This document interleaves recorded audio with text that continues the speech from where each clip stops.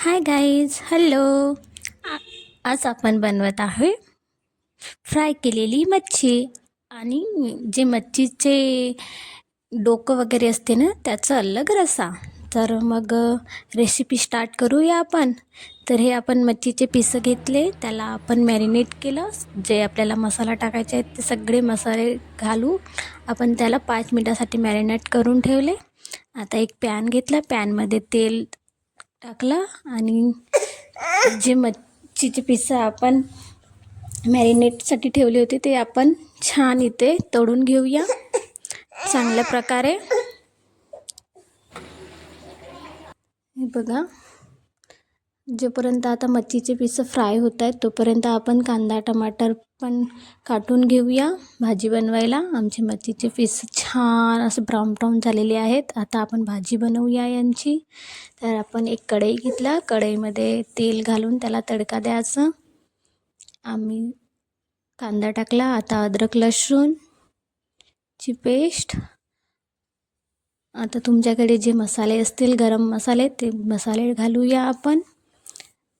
माझ्याकडे हे मार्केटमधून घेतलेले आहेत आणि 1 चम्मच मी घरी बनवलेला पण मसाला घालत आहे. ते पण आपण छान परतून घेऊया.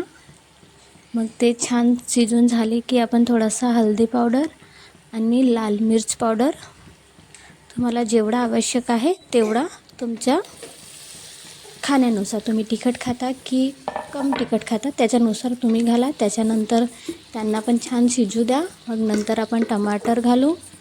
टमाटर घातल्यानंतर नमक. आता छान त्यांना परतून घेऊया. मग थोडासा निंबू. आता